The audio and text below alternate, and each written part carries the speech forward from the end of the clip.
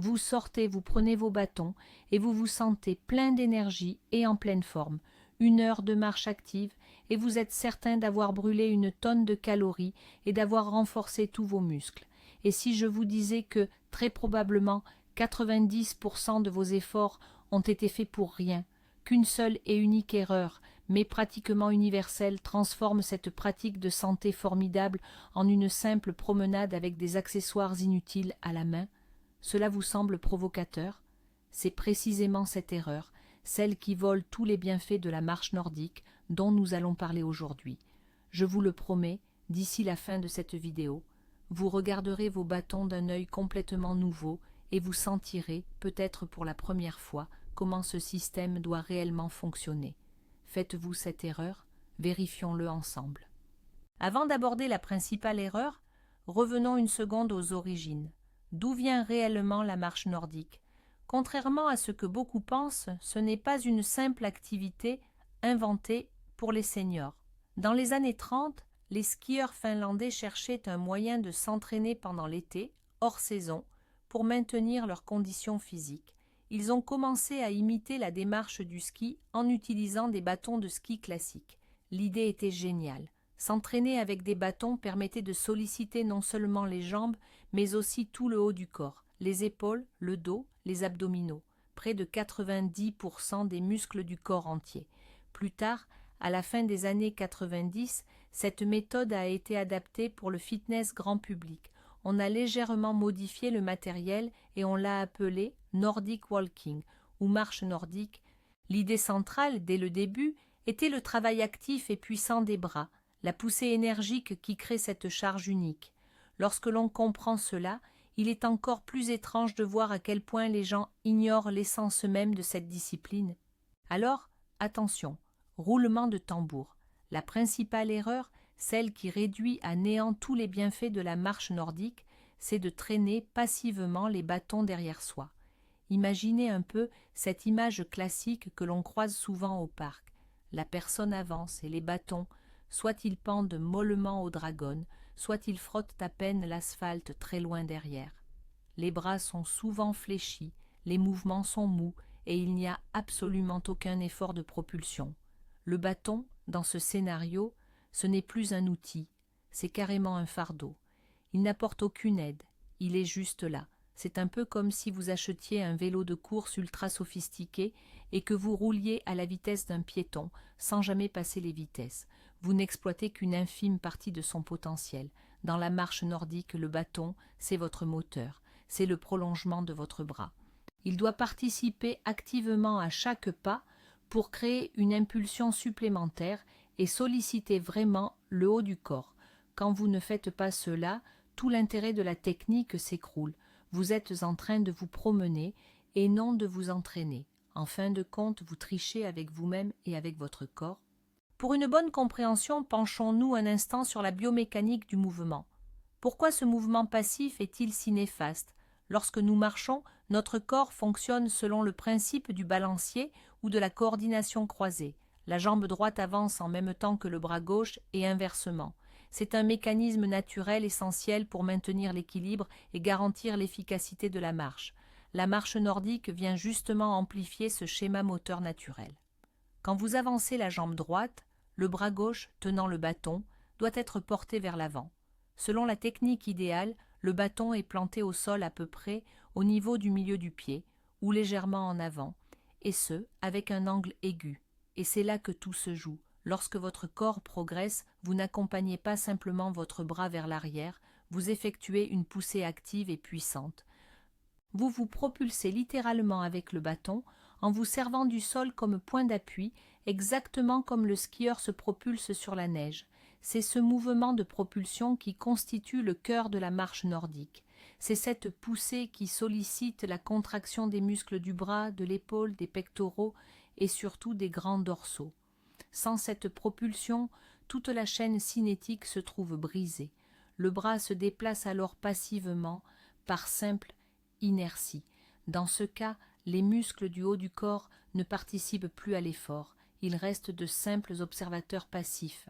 Abordons maintenant la conséquence la plus évidente, l'impact sur les calories. Beaucoup de gens se mettent à la marche nordique dans l'espoir de perdre du poids, et ils ont bien raison. C'est, en effet, l'une des activités cardio les plus efficaces qui existent. Attention, uniquement si la technique est bonne. Les études le démontrent, si elle est bien exécutée, la marche nordique brûle jusqu'à 46% de calories, en plus qu'une marche classique effectuée à la même vitesse. Imaginez-vous, c'est presque une fois et demie de plus. D'où vient cette différence spectaculaire? Elle vient de l'engagement du haut du corps. Le fait de pousser activement sur les bâtons génère un travail musculaire supplémentaire. Les muscles du dos, de la poitrine, des épaules et des bras, ce sont des groupes musculaires importants qui sont de grands consommateurs d'énergie. Quand vous les sollicitez correctement, votre métabolisme s'accélère et votre dépense calorique grimpe en flèche. Maintenant, imaginez l'inverse.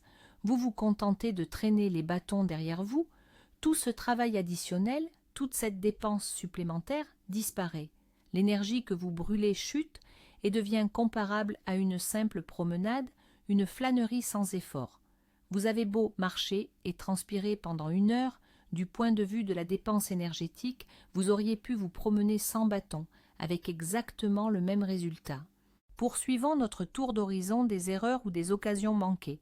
On appelle souvent la marche nordique un entraînement complet pour tout le corps, et c'est la pure vérité, à condition bien sûr de respecter la technique. Oubliez immédiatement l'idée reçue que ça ne sert qu'à faire travailler les jambes. Une poussée franche et puissante avec le bâton, c'est un exercice de renforcement musculaire à part entière pour toute la ceinture scapulaire. Vos triceps travaillent intensément quand vous tendez le bras en fin de mouvement. Vos deltoïdes, les muscles de l'épaule, s'activent. Les grands pectoraux sont également sollicités. Et, point essentiel, vous engagez aussi les grands dorsaux, qu'on appelle souvent nos ailes. Ce travail de fond contribue à une meilleure posture, renforce votre gainage musculaire, votre corset naturel et soulage les tensions dans la région cervicale. Mais que se passe-t-il quand vous traînez passivement les bâtons? Rien.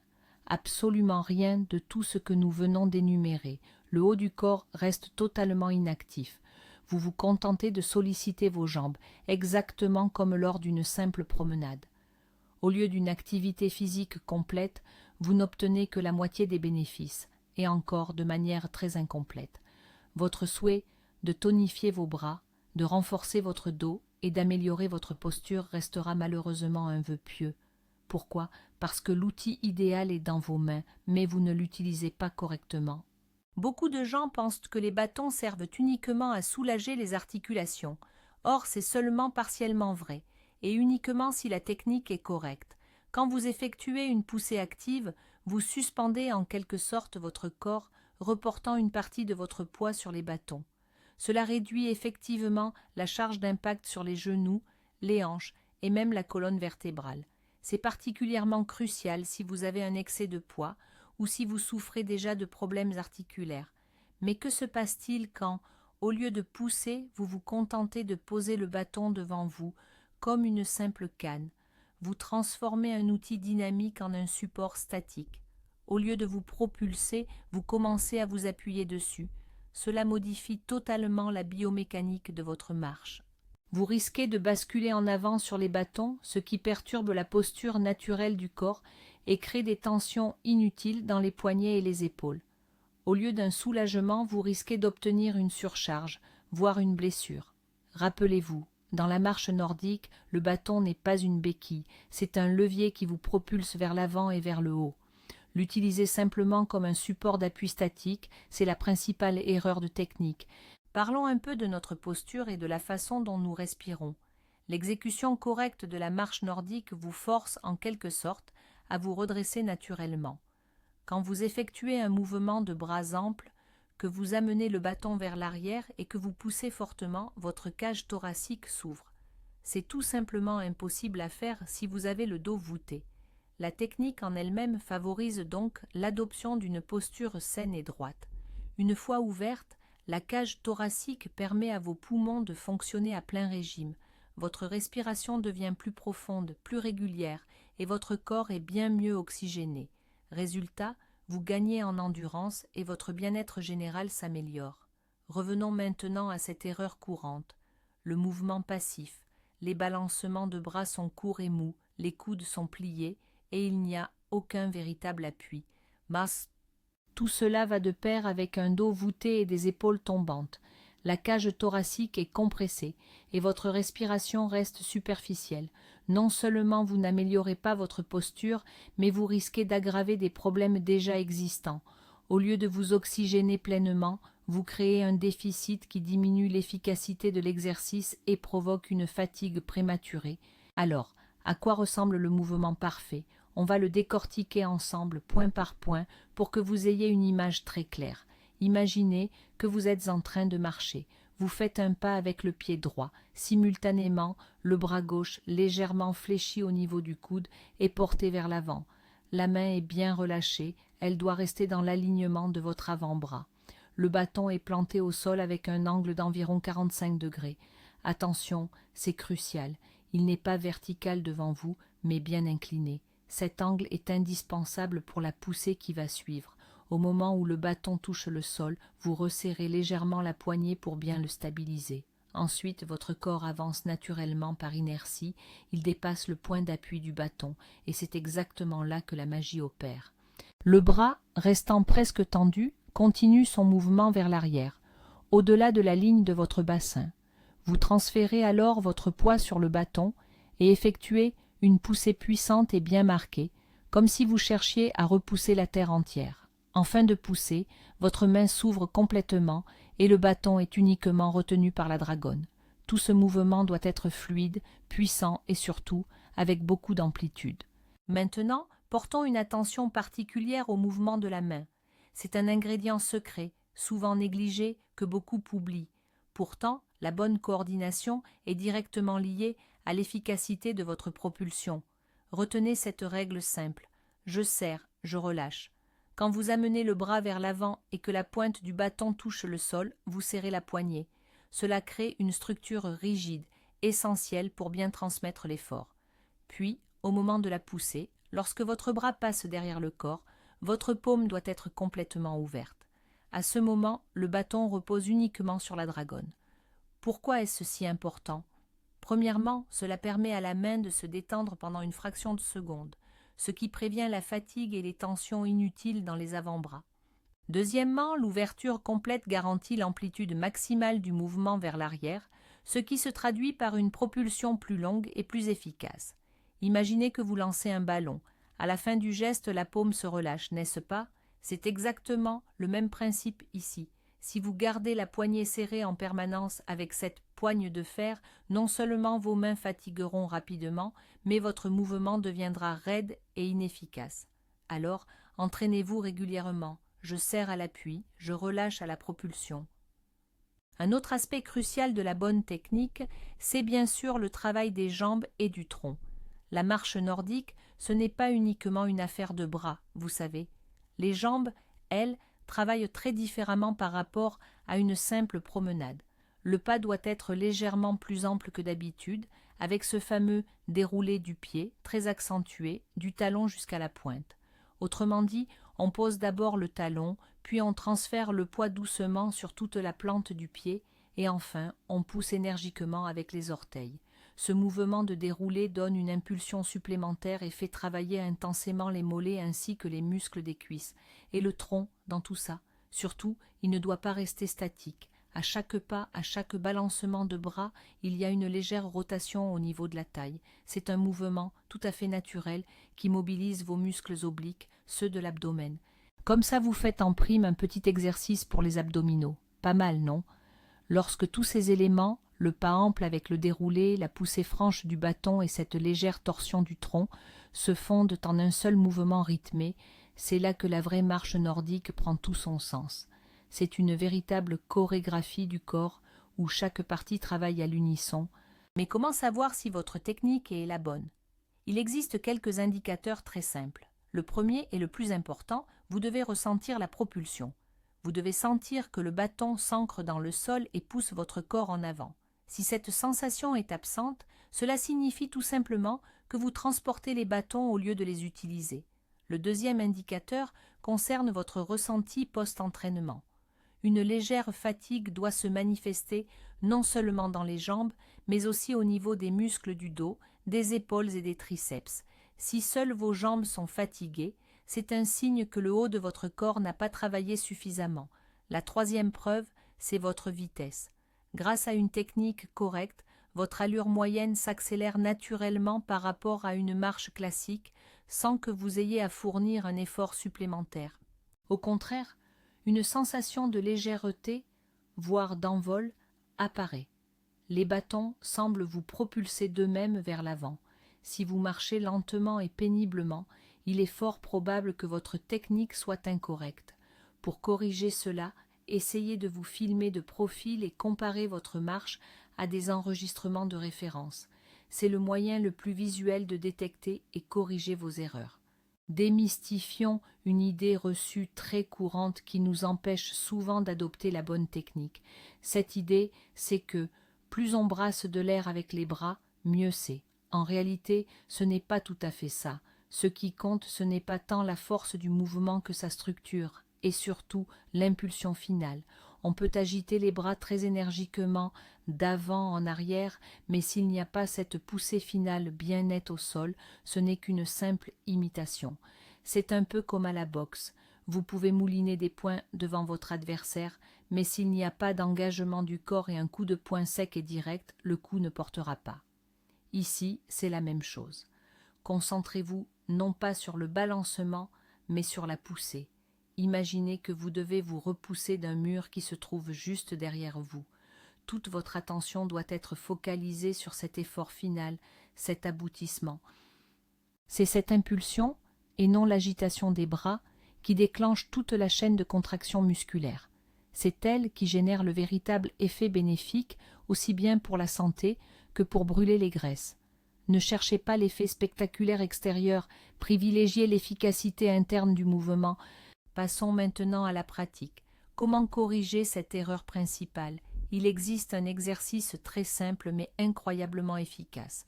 Commencez par marcher sans bâton tout en imitant le bon mouvement des bras.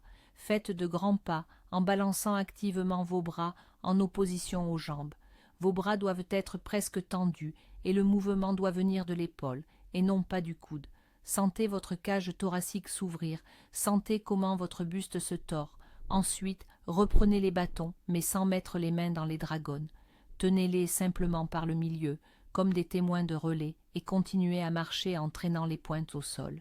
À ce stade, votre objectif est de vous habituer à la large amplitude du mouvement des bras. Ne pensez pas encore à la poussée, assurez-vous simplement que vos bras bougent librement et largement. Faites cela sur quelques dizaines de pas. Cet exercice permet de relâcher les tensions musculaires et prépare le corps à la bonne coordination. Il brise l'habitude de garder les bras fléchis et collés au corps. Passons maintenant à l'étape suivante de notre exercice pratique. Prenez vos bâtons correctement, les mains bien insérées dans les dragons, mais continuez à marcher sans planter les bâtons au sol. Marchez simplement en gardant une belle et large amplitude de mouvement des bras. Laissez les bâtons se balancer librement d'avant en arrière. Votre objectif principal est de trouver le rythme et de synchroniser le mouvement de vos bras avec celui de vos jambes. Jambe droite, bras gauche, jambe gauche, bras droit. Le mouvement doit devenir automatique, presque instinctif. Maintenant, sans vous arrêter, commencez doucement à abaisser les bâtons afin qu'ils effleurent le sol. Attention, n'essayez pas de pousser tout de suite, laissez-les simplement tracer de légères lignes sur l'asphalte. Vous devriez entendre un petit bruit caractéristique. À ce stade, vous apprenez à placer le bâton selon le bon angle et au bon endroit. C'est l'étape préparatoire avant l'impulsion réelle. Ne vous précipitez pas. Continuez ainsi pendant 5 à 10 minutes jusqu'à ce que vous vous sentiez parfaitement à l'aise. C'est un peu comme apprendre à conduire. D'abord, on s'habitue aux dimensions de la voiture et seulement après, on s'engage sur une route plus fréquentée. Eh bien, voici la phase finale, l'apogée du mouvement, l'impulsion, tout en conservant le même rythme de marche. Au moment où la main qui tient le bâton part vers l'arrière, commencez à exercer une légère pression sur celui-ci. Inutile de mettre toute votre force d'un coup. Débutez par une pression très douce, juste de quoi sentir le soutien. Vous allez immédiatement sentir que votre corps reçoit une petite impulsion supplémentaire. Progressivement, pas après pas, augmentez l'intensité de cette pression. Transformez-la en une poussée complète et assurée. Concentrez-vous sur la sensation. L'énergie part de votre main, passe par le bâton jusqu'au sol, et le sol vous renvoie cette force pour vous propulser. N'oubliez pas le rôle essentiel de votre poignet. Serrez la poignée juste au moment de l'impact et ouvrez complètement votre main en fin de poussée. Essayez d'alterner, faites 10 pas avec une poussée bien marquée, puis 10 pas en mode plus relâché. Cette gymnastique de contraste aidera votre corps à mieux comprendre et mémoriser le bon geste. Rappelez-vous que la maîtrise de cette technique est un processus qui demande du temps et de la patience. Ne cherchez pas la perfection dès le premier essai. Une erreur très fréquente et souvent la source de problèmes techniques majeurs concerne la longueur de vos bâtons. Des bâtons trop courts vous empêcheront de faire une poussée complète. Vous serez obligé de vous voûter et de trottiner à petits pas. Inversement, des bâtons trop longs vous obligeront à lever les épaules, à sursolliciter les trapèzes et à planter le bâton beaucoup trop loin devant vous. Tout cela casse la bonne mécanique du mouvement. Pour les débutants, il existe une formule simple. Multipliez votre taille en centimètres par le coefficient 0,68. La valeur obtenue correspond à la longueur indicative de vos bâtons. La plupart des bâtons télescopiques possèdent un marquage, ce qui rend le réglage de la bonne longueur très facile. Pour vérifier, lorsque vous êtes debout, les bras relâchés, et que vous tenez le bâton par la poignée, votre coude doit former un angle d'environ 90 degrés. C'est votre point de référence initial. Par la suite, lorsque vous maîtriserez mieux la technique, vous pourrez légèrement faire varier cette longueur. Mais il est essentiel de commencer avec ce réglage de base. Un équipement mal adapté peut être la cause principale d'une mauvaise technique de marche. Abordons un instant la question de la cadence. Beaucoup de débutants, en cherchant à corriger ce défaut des mains passives, ont tendance à se précipiter. Ils s'agitent, font des pas et des balanciers trop courts et trop rapides, ce qui rend la poussée finale brouillonne et inefficace. Retenez ceci, dans la marche nordique, ce n'est pas tant la vitesse qui compte, mais le rythme et surtout l'amplitude. Il est préférable d'aller un peu moins vite, mais de rendre chaque pas et chaque poussée ample, puissant et surtout bien maîtrisé. Essayez de marcher en écoutant de la musique avec un rythme marqué, mais pas trop rapide, par exemple 120 battements par minute. Cela vous aidera à trouver votre cadence naturelle et à rendre vos mouvements plus souples et mieux coordonnés. Avec le temps, lorsque la technique deviendra automatique, vous pourrez augmenter la cadence sans sacrifier la qualité. Mais dans cette phase initiale, la priorité absolue reste la justesse de chaque mouvement.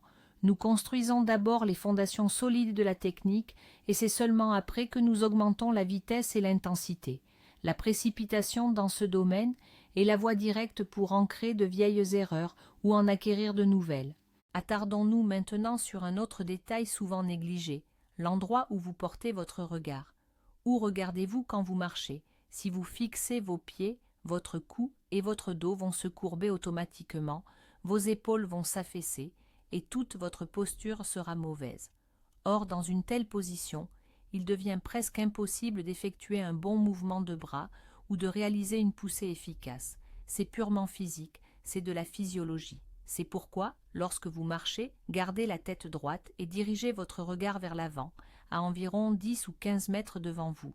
Cela vous aidera à maintenir une bonne posture, à bien redresser vos épaules et à ouvrir votre cage thoracique. Imaginez qu'un fil invisible vous tire vers le ciel depuis le sommet de votre crâne, allongeant ainsi toute votre colonne vertébrale vers le haut. Ce simple changement de concentration peut améliorer radicalement votre technique et rendre votre activité plus efficace. Arrêtez de fixer vos chaussures ou le bout de vos bâtons. Faites confiance à votre corps, il trouvera lui-même la bonne trajectoire. Votre rôle, c'est de lui donner la bonne position de départ. Lorsqu'on apprend la bonne technique, beaucoup d'entre nous craignent d'avoir l'air un peu ridicule ou maladroit. Il est vrai que les grands mouvements de bras, le travail actif du corps, ça attire l'attention. Cette peur nous pousse à nous retenir, à raccourcir nos mouvements, à les rendre discrets. Au final, on revient au point de départ, le simple frottement passif des bâtons. Oubliez cette peur, jetez-la aux orties, rappelez-vous que vous êtes là pour votre santé, c'est le plus important. Les personnes qui vous observent se répartissent en deux catégories claires. La première catégorie ne connaît rien à la marche nordique, leur opinion, franchement, on s'en moque. La seconde catégorie, ce sont les connaisseurs. En voyant vos mouvements amples et exécutés correctement, ils se diront « voilà quelqu'un qui maîtrise son sujet ». Vous serez un exemple pour eux, pas un sujet de moquerie. Soyez fiers de ne pas faire qu'une simple promenade, mais un véritable entraînement de qualité, incroyablement efficace. Votre santé, votre bien-être général et votre excellente forme physique, c'est la meilleure des réponses à ceux qui pourraient douter. Ne laissez jamais la gêne ou la timidité vous priver des immenses bénéfices de cette activité. Résumons maintenant les caractéristiques du mauvais marcheur, pour que vous puissiez facilement identifier cette erreur, que ce soit chez vous ou chez les autres. Les bras sont pliés au niveau des coudes et restent presque immobiles, ou alors ils effectuent de petits mouvements mous et courts. Les bâtons traînent derrière sans aucune participation au mouvement. Le corps est statique, les épaules sont tombantes et le dos est voûté. Les pas sont courts et hachés, sans se dérouler évident du talon à la pointe du pied. Le regard est fixé vers le bas. Une personne qui marche ainsi peut aller vite, mais son mouvement manque totalement d'énergie et de puissance. Passons maintenant au portrait du marcheur qui applique la bonne technique. Les mouvements sont amples et étendus, les bras, presque tendus, bougent depuis l'épaule sur une large amplitude. À la fin de chaque mouvement arrière, on remarque une poussée nette et marquée sur le bâton. Le buste pivote légèrement au rythme de la marche. Le dos est droit, les épaules sont relâchées et le menton est relevé. Le pas est ample, souple, avec un déroulé du pied bien visible. Toute sa posture irradie l'énergie et la légèreté. Ce sont deux manières de marcher absolument différentes. Et la seule chose qui fait toute la différence entre elles, c'est un seul élément, la présence ou l'absence d'une poussée active sur le bâton. Pour conclure cette session, je voudrais vous donner un petit exercice à faire à la maison. Lors de votre prochaine sortie, essayez de vous concentrer intégralement sur une seule et unique chose, la poussée. Oubliez la vitesse, la distance parcourue, ou même les calories dépensées.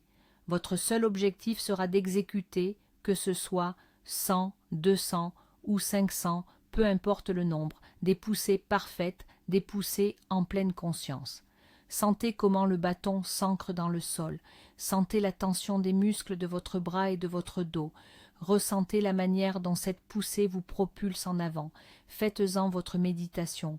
Cette pratique de pleine conscience, même si elle ne dure que 15 à 20 minutes, apportera plus à votre technique que des mois de marche sans réfléchir. Vous devez ancrer ce mouvement dans votre mémoire musculaire, et quand cela sera fait, vous n'aurez plus besoin d'y penser. La bonne technique deviendra alors une seconde nature, et vous commencerez enfin à récolter 100% des bénéfices de chaque minute passée avec vos bâtons. C'est la clé de la maîtrise de la marche nordique.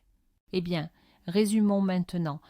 Nous avons découvert que l'erreur majeure qui annule pratiquement tous vos efforts en marche nordique, c'est le manque de poussée active avec les bâtons. Attention, ce n'est pas un simple petit défaut technique, c'est un problème fondamental qui met au repos 90% de vos muscles, réduit la dépense calorique de moitié et vous prive de tous les bénéfices pour la posture, les articulations et surtout pour votre système cardiovasculaire. Nous avons détaillé ensemble la bonne technique, comment bien régler votre matériel et quels exercices peuvent vous aider à vous remettre sur la bonne voie. Vous êtes maintenant armé de ces connaissances et le choix vous appartient. Soit continuer à vous promener simplement avec les bâtons, soit commencer à vous entraîner vraiment en tirant le maximum de bénéfices de chaque pas. N'oubliez jamais que la marche nordique, ce n'est pas une question d'appui, c'est une question de poussée. C'est l'affaire de la force, pas de la faiblesse. Merci beaucoup d'avoir regardé cette vidéo jusqu'au bout. Si ce contenu vous a été utile, mettez un pouce bleu et abonnez-vous à la chaîne pour ne pas manquer nos prochaines analyses. Et maintenant, une question pour vous. Très honnêtement, avez-vous déjà remarqué chez vous ou chez d'autres pratiquants cette erreur de traîner les bâtons passivement?